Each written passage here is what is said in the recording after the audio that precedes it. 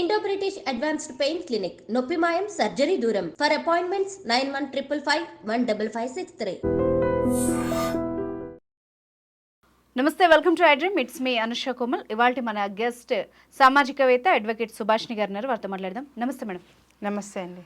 గత కొన్ని రోజులుగా న్యూస్లో మనం చూస్తున్నాం, ఒక పోలీస్ డిపార్ట్మెంట్లో ట్రయాంగిల్ లవ్ స్టోరీ విషాదకరంగా విషాదాంతమైంది వాళ్ళ స్టోరీ కూడా. సో వ్యక్తి ఎవరైతే ఎస్ఐ ఉన్నారో ఆయన ఆల్రెడీ భార్య పిల్లలు ఉన్న వ్యక్తి, ఇంకొక ఆవిడ డైవర్స్ తీసుకున్న వ్యక్తి, ఇందులో ఇంకొక వ్యక్తి ఇన్వాల్వ్ అవ్వడం.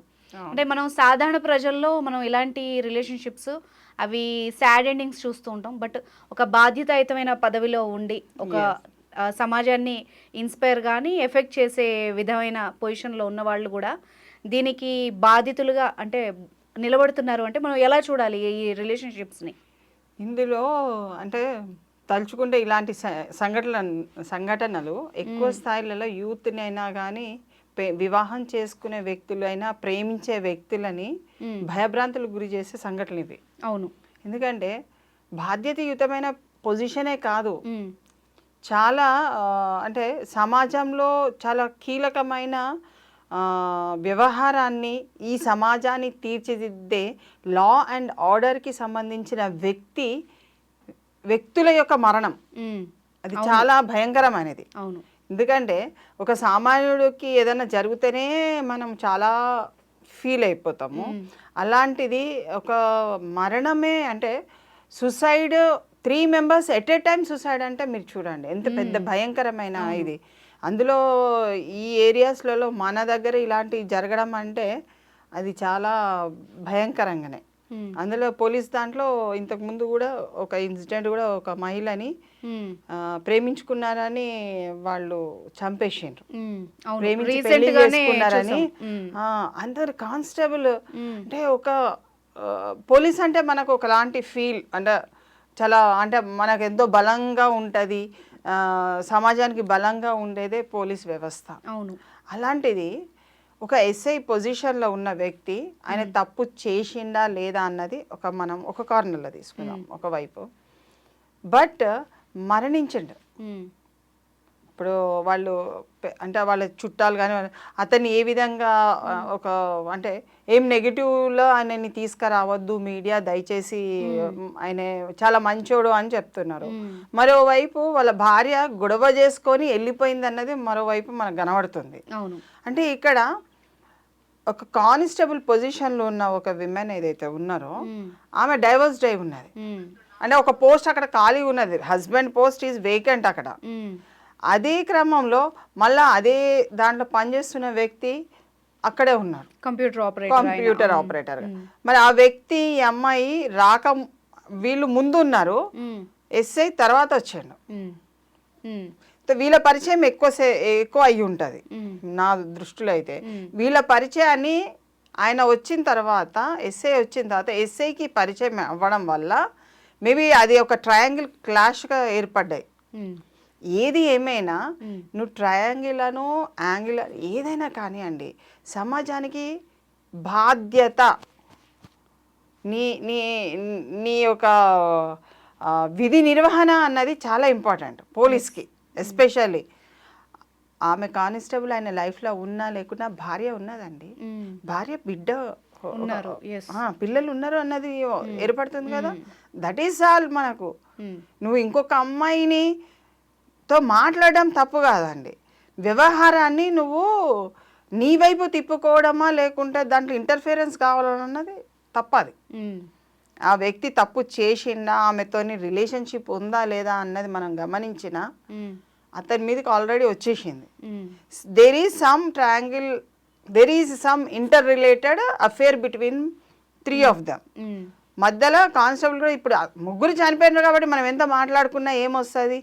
ఈ సమాజానికి బాధ్యతాయుతమైన ఈ పౌరులు ఈ ఘటనకు పాల్పడితే ఏంటి, మనం ఏ విధంగా సమాజానికి ఒక సూచన ఏమిస్తున్నాము అంటే, నువ్వు పెళ్లి చేసుకున్నా పర్వాలేదు, భార్య పిల్లలు ఉన్నా పర్వాలేదు, ఇంకొకరిని లవ్ చేయొచ్చు, ఇంకోళ్ళని చూడొచ్చు.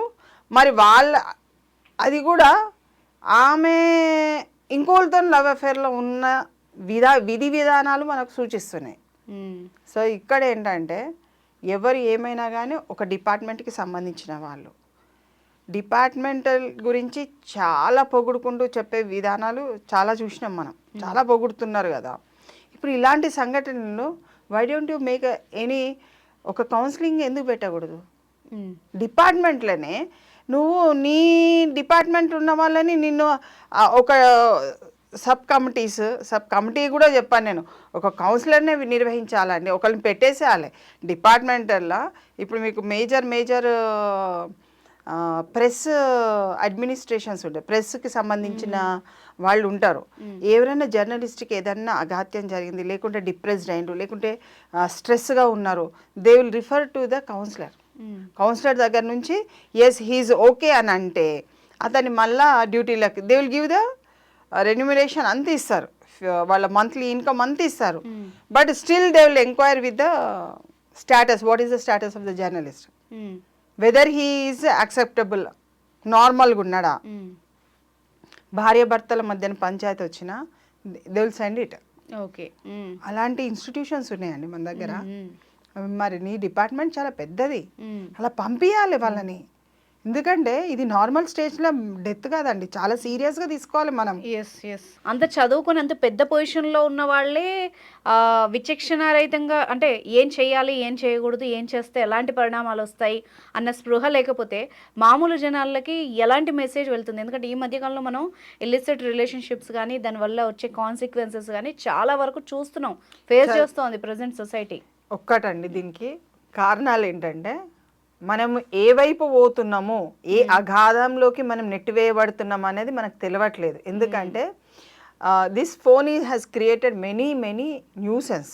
అవును, ఈ ఫోన్ని టెక్నాలజీని అభివృద్ధికే ఉపయోగించాలి. ఇది మన జీవితాన్ని అగాధంలో నెట్టడానికి ఉపయోగించద్దు. నీకు కొట్లాట జరుగుతుంది, నీ వైపు ఒక అంటే సంఘర్షణ లెవెల్లో అందరూ వెళ్ళిపోతున్నాము, ముగ్గురు వెళ్తున్నారు, ఒక్కరు కాదు ఇద్దరు కాదు. ఈ ఇన్సిడెంటే తీసుకుందాం, వేరే ఇన్సిడెంట్ గురించి మనం మాట్లాడద్దు. అగాధంలోకి వెళ్ళిపోతున్నారు, వ్యక్తి కారులో బయలుదేరిండు, ఇంకో వ్యక్తి బండి మీద బయలుదేరిండు, ఈమె అంతటికి ఈమె బయలుదేరిండు. అంటే there is a meet between 3 of them. అవును, ఆ 3 of them ఒక చెరువు దగ్గరికి వెళ్తారు. ఆ చెరువు దగ్గర నెట్టేసింది ఎవరు, నెట్టబడ్డ వాళ్ళు ఎవరు, మొత్తానికి ఇద్దరు ఫస్ట్ పడి ఉండాలి, నెక్స్ట్ వాళ్ళకి భయపడి వాళ్ళు చనిపోయి ఉండాలి. ఇవైతే ఎక్కువ ఇన్సిడెంట్ డిపార్ట్మెంట్లో కానీ వేరే దగ్గర కూడా ముగ్గురున్న దగ్గర ఇద్దరు చనిపోతే మూడో వ్యక్తికి ఆటోమేటిక్గా డిప్రెస్డ్ అయిపోయి వాళ్ళు కూడా సూసైడ్ అటెంప్ట్ చేస్తారు. అది ఇట్ ఈస్ అ కామన్, అది అంటే మామూలుగా నడుస్తుంది. సో ఇక్కడ వాళ్ళకు హోదా ఉంది, ముగ్గురు పోలీస్ డిపార్ట్మెంట్ వాళ్ళే, అంటే రూల్ లా అండ్ ఆర్డర్ ఉంది, రూల్ గురించి తెలిసిన వ్యక్తులే జరిగింది. సో అక్కడ ఏం చేయొచ్చు, ప్రికాషనరీ మెజరు, ఎప్పుడైతే రండి రావాలి మాట్లాడాలి అది ఇది అని సంఘర్షణ జరిగినప్పుడు they should call to others.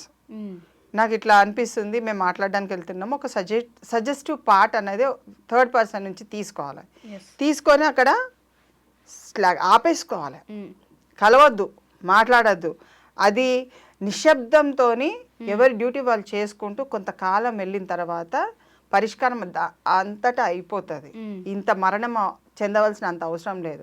ఒక తల్లి బిడ్డని వేరు చేసినట్టే, అవును, వాళ్ళని అనాథాలు చేసినట్టే. ఇప్పుడు నువ్వు కంపెన్సేషన్ కట్టాలి, ఇప్పుడు తల్లి పిల్లలకి కట్టాలి కదా, మరి డిపార్ట్మెంట్ నుంచి నువ్వు పోయి చచ్చిపోతే ఎట్లా? చాలా ప్రమాదం కదండి. మళ్ళీ ఇక్కడ ఈ అబ్బాయి కంప్యూటర్ ఆపరేటర్కి అతనికి కూడా ఒక ఇల్లు ఉంటుంటుంది కదా, అతను కూడా నష్టపోయింది కదా. మరి ఈమె ఇప్పుడు మధ్యలో ఉన్న కానిస్టేబుల్ డైవర్స్ తీసుకొని ఏం సాధించినట్టు అన్నది అక్కడ ఏం వస్తారు.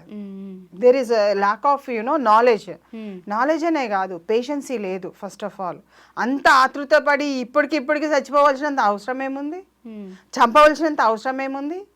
But that should be deeply enquired by the department. ఇలాంటి సందేశాలు ఒక మీట్ పెట్టేసి ఇలాంటి ఏమన్నా ఇంకా ఫ్యూచర్లో ఉంటే ఇలాంటివి చెయ్యకూడదు, ఏమన్నా సింపుల్గా ప్రాబ్లమ్స్ వస్తే ఒక కౌన్సిలింగ్లో మీరు వెళ్ళండి, మీరు మాట్లాడండి, మైండ్ని సెట్ చేసుకోండి, ఇతరుల వైపు తిప్పుకోకండి. 2 నిమిషాలు ఇంకొక డ్యూటీ చేసుకుంటే ఇంత ఘోరం కూడా వచ్చేది కాదు.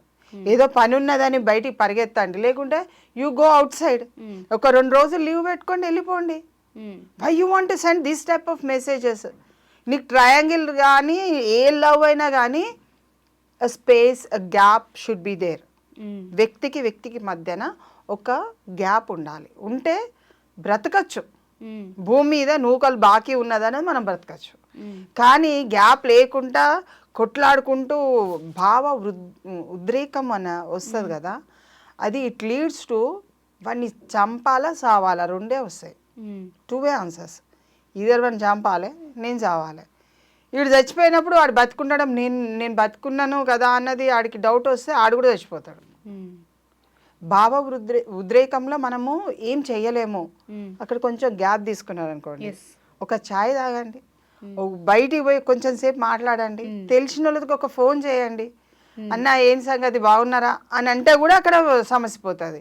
కానీ రిగరస్గా దాని మీద నేను మాట్లాడుకుంటా, నీ సంగతి చూస్తా నా సంగతి చూస్తా, మనం ముగ్గురం కలిసి మాట్లాడి అసలు తేల్చుకుందాం అసలు ఎవరెవరు కథ అన్నది కనుక తీసుకొస్తే ముగ్గురికి థ్రెట్టే.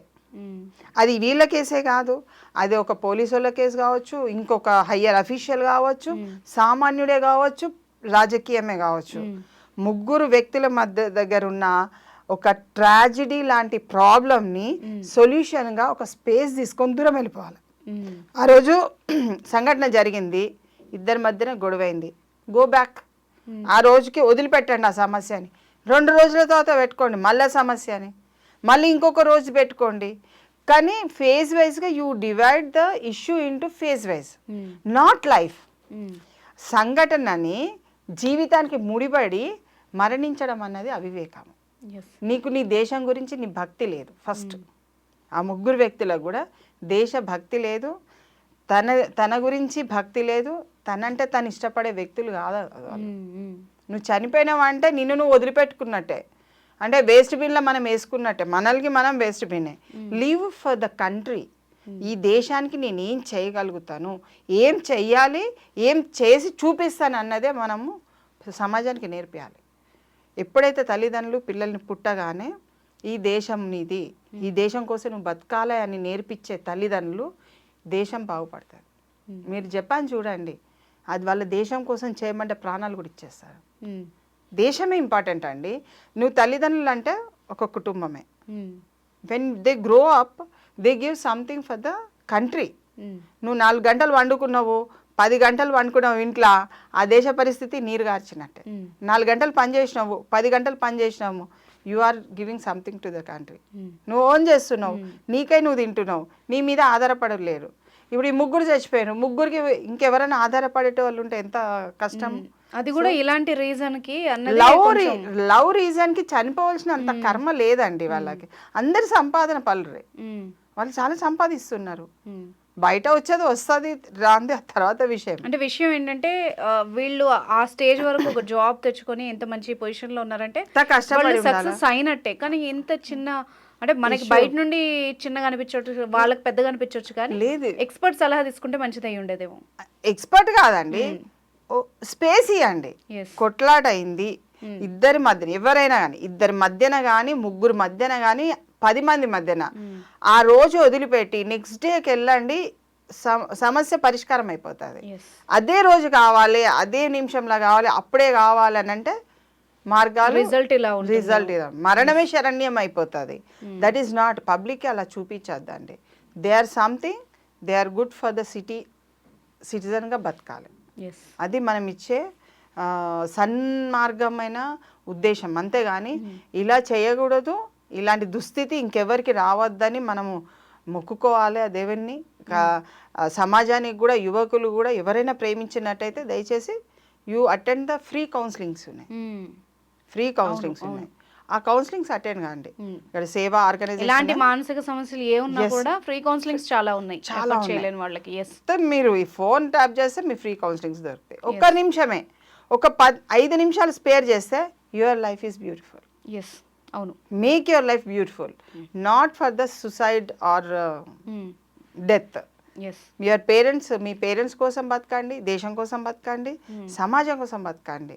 ఎంతో మంది ఉన్నారు, ఎన్నో కార్యాలు చేయాల్సింది ఉంది.